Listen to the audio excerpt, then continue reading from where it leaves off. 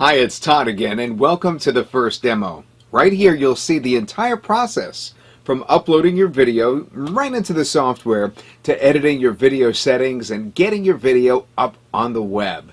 Everything you see in this demo is included in Video Marketing Publisher.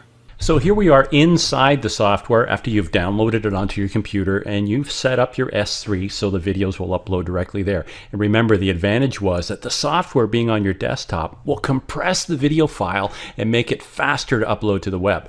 So let's get started. The first step is we need to get a video. So I'll hit the tab here. It says select source video, and that'll take me to a folder where I've got my videos, and I'm going to grab this one here of me inner tubing down the Saugeen River. And I can hit play to make sure that's the video that I want. And then right here we start off with step number one. What do I want the actual video player to be?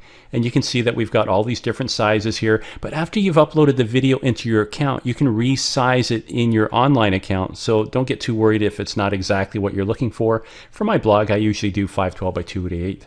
Next thing is advanced settings, and these are already preset, but you just want to make sure the video has stretch to fit. Bitrate, you can pick whatever you want, but this is crucial, H.264 codec. And what that means is this video will now play on all Apple devices and mobile phones and all that stuff. So that's crucial, but it's already been pre-selected for you. So I'm going to close that down, and now we're going to create the web video. So I hit the big red button, and now this video is being compressed and rendered. And now that our video has been rendered, here it is here. And now you get to pick your player skin. So it says here number 2, player settings, skin. And that's a drop-down menu. And there's 8 different players here that you can select from.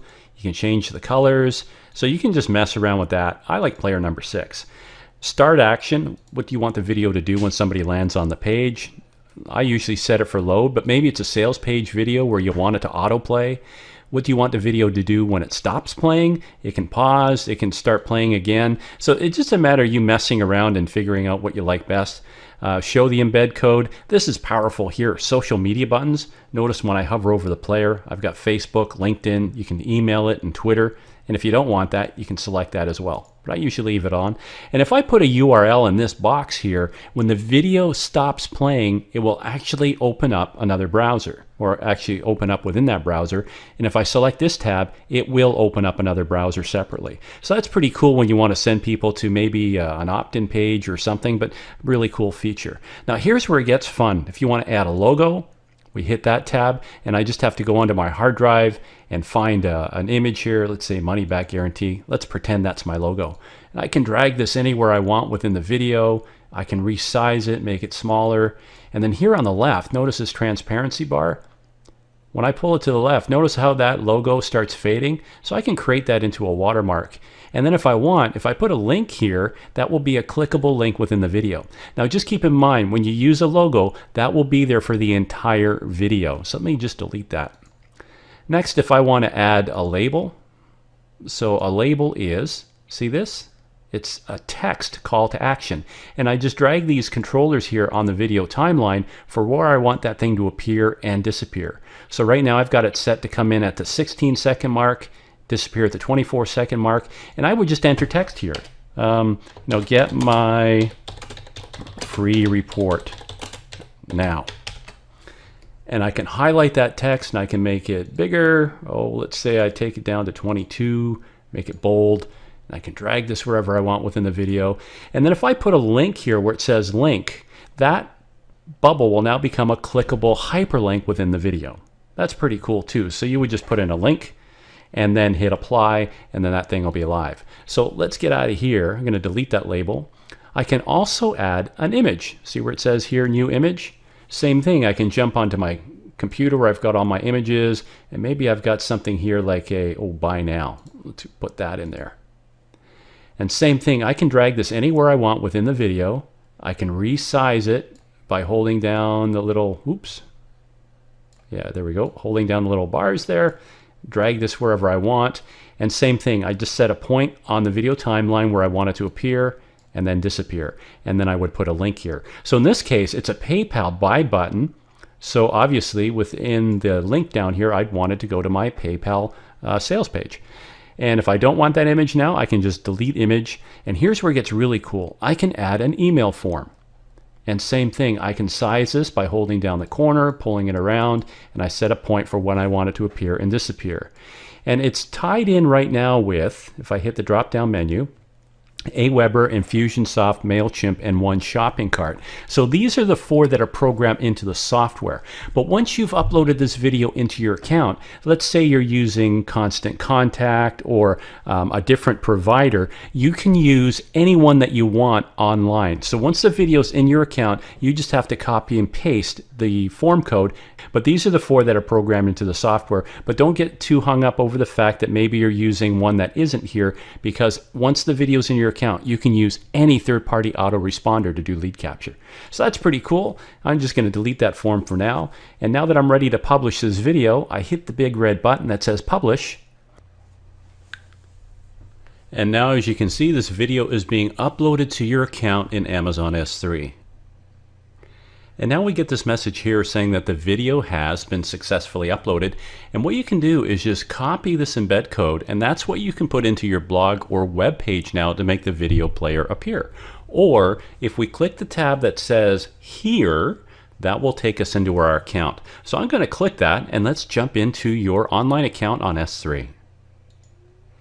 So here we are inside my account on S3, and yours would look very similar. And here's our video, and if I hit play to preview it, you see our video's playing. And there's our call to action button that we put in, and if I click that, that will take me to a sales page because I put the corresponding URL. Now here on the right hand side, I just want to point out a few things. Notice it says current player. It says I'm using number 6 and it's black. Well, if I hit the drop down menu here that says change, you'll notice that I've got 11 different players that I can choose from. So now if I want to change this video player and the color and the skins, I don't have to put it through the software. I can now do it within my account because it's already been uploaded here. The other thing too is, remember we could do a redirect at the end of the video?